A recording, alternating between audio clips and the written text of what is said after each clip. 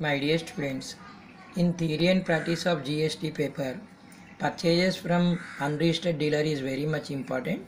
Question will be given like this: how to record purchases from unregistered dealer in GST tally.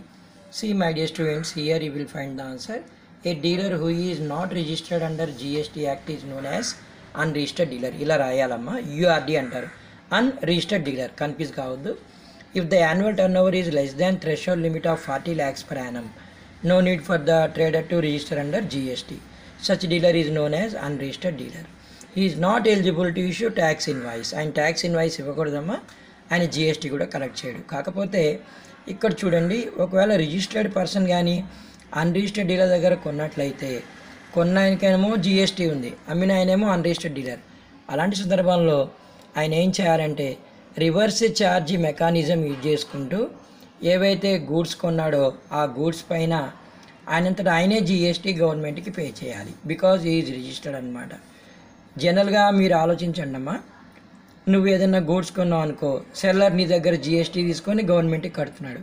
కానీ ఇక్కడ నువ్వు కొన్నది ఎవరి దగ్గర కొన్నావు? అన్రిజిస్టర్డ్ డీలర్ దగ్గర కొన్నావు.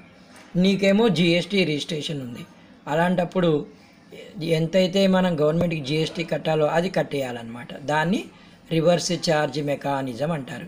ఇక్కడ ఎగ్జాంపుల్ చూడండి, mister Ramarao of Nagole Hyderabad, a GST registered dealer purchased 200 plastic water bottles at the rate 25. ఓకేమా, from Geetha enterprises Abids Hyderabad, who is a unregistered dealer. Ramarao గారు కొన్నారు, గీత గారు అమ్మారు. ఇది మనం ఎలా రికార్డ్ చేయాలో చెప్తానమ్మా, స్టెప్ బై స్టెప్ చెప్తాను. పిల్లలు మీరు కన్ఫ్యూజ్ కావద్దు దయచేసి. స్టెప్ నెంబర్ 1, టాలీకి వెళ్ళి కంపెనీ అనేది క్రియేట్ చేయాలి. Alt+F3 చేసుకుంటూ F11 + F3 ప్రెస్ చేయండి అమ్మా, ఎనేబుల్ జిఎస్టీ అవుతుంది. అక్కడ వచ్చే స్క్రీన్స్ 2 డ్రా చేసేయండి అమ్మా, ఇంకా మీ మీద టెన్షన్ ఉండదు. ఓకేనా, సెట్ ఆల్ట్ జిఎస్టీ ఎస్ అనండి అమ్మా. టైప్ ఆఫ్ రిజిస్ట్రేషన్ రెగ్యులర్ అనండి రామారావు గారిది. State Telangana, GSTIN number enter చేయండి. రివర్స్ ఛార్జ్ మెకానిజం అని అడుగుతుంది, అక్కడ ఎస్ అనండి మీరు.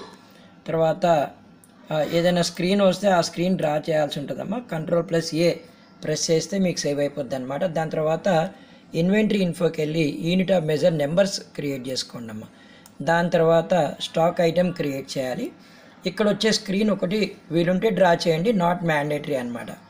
జిఎస్టీ అప్లికబుల్ అంటే ఎస్ అనండి. సెట్ ఆల్ట్ జిఎస్టీ అన్న తర్వాత ఒక చిన్న స్క్రీన్ వస్తుందమ్మా, చిన్న స్క్రీన్ అనమాట. ట్యాక్సిబుల్ గూడ్స్ అంటే ఎస్ అనాలి కదా, అది ట్యాక్సిబుల్ గూడ్స్ అంటే ఎస్ అనాలి. జిఎస్టీ రేట్ అంటే 28% అనమాట ప్లాస్టిక్ మీద. అక్కడ ఇవ్వలేదు, మనం తెలుసుకోవాలి. తర్వాత చూసారా, draw A screen which appears small screen అన్నాం. ఆ స్క్రీన్స్ నేను పంపిస్తానులేమ్మా, మీ తొందర పడిపోకండి. ఓకేనా, ఆగం కావద్దు, ఎప్పుడు ఆలోచించాలి కదనా. తర్వాత step number 5, create the following ledger accounts కదా. ఇక్కడ పర్చేజ్ లెడ్జర్ దగ్గర నేచర్ ఆఫ్ ద పర్చేజ్ దగ్గర పర్చేజెస్ ఫ్రమ్ అన్రిజిస్టర్డ్ డీలర్ అని ఉంటుందమ్మా. ఓకేనా, తర్వాత గీత గారి అకౌంట్ క్రియేట్ చేయండి. బిల్ బై బిల్ ఎస్ అనండి. సండే క్రియేటర్ అవుతారామే, అమ్మారు కాబట్టి. CGST 14%, SGST 14%. దీని తర్వాత మెయిన్ మెన్యూకి వెళ్ళి మీరు స్టెప్ నెంబర్ 5లో అనమాట F9 పర్చేజెస్ ఎంటర్ చేసుకొని ఇవి ఎంటర్ చేసేయండి అమ్మ, అయిపోద్ది.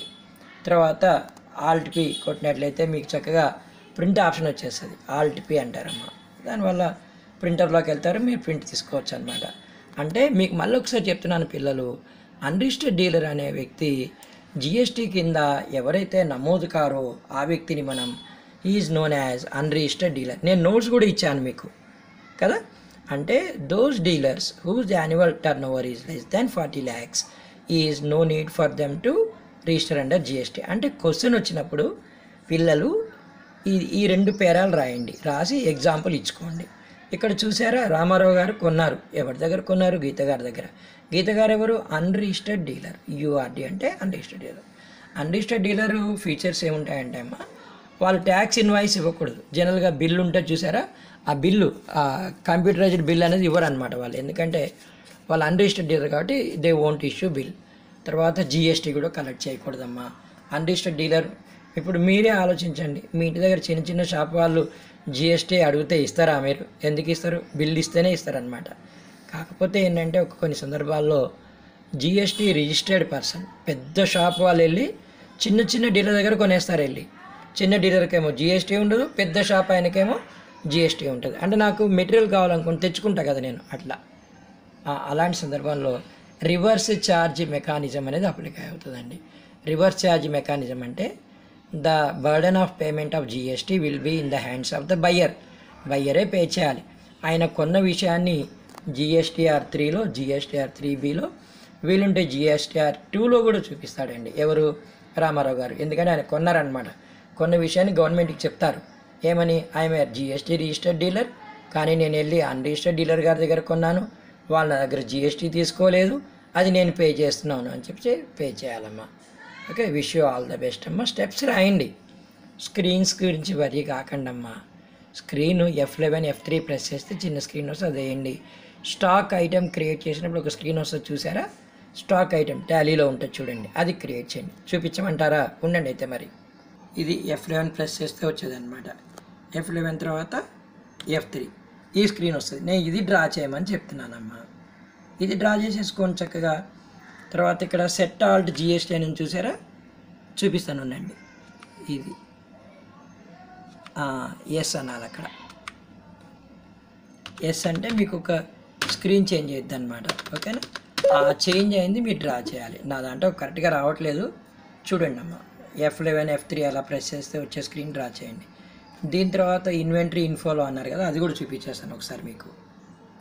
ఇది F11 కదా, F3 ప్రెస్ చేస్తే వచ్చేది చూపించాను, మళ్ళీ చూపిస్తున్నాను. ఇది ఇక్కడ సెట్ ఆల్ట్ జిఎస్టీ అన్నప్పుడు ఎస్ అంటాను చూడండి, అప్పుడు ఇంకో స్క్రీన్ వస్తుంది అనమాట, స్టేటు GSTIN, అది కూడా డ్రా చేయాలి. అది నా దాంట్లో రావట్లేదు ఏమ్మా. ఇది స్టాక్ ఐటెం క్రియేషన్ అప్పుడు వచ్చే స్క్రీన్ అనమాట.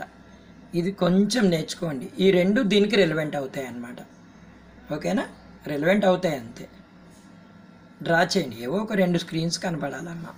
కాకపోతే ఇది పెద్ద ఆన్సరు, ఏది పర్చేజ్ ఫ్రమ్ అన్రిజిస్టర్డ్ డీలర్ అనేది పెద్ద ఆన్సరు. కన్ఫ్యూజ్ అయిపోకండి, మంచిగా రాయండి. God bless you all. ఈ స్క్రీన్స్ నేర్చుకున్న, టాలీ వచ్చినా సరే చాలా ఈజీగా పాస్ అయ్యే సబ్జెక్టు మన theory and practice of GST అనమాట. పిల్లలు ఈరోజు మనం పర్చేజెస్ ఫ్రమ్ అన్రిజిస్టర్డ్ డీలర్ నేర్చుకున్నాం. ఓపిక్గా వినండి, నేర్చుకోండి. ఏ కారణం వల్లైనా క్లాస్లో వినకపోతే నాలాంటి వాళ్ళు చెప్పే పాఠాలు వినండి. Okay, thank you.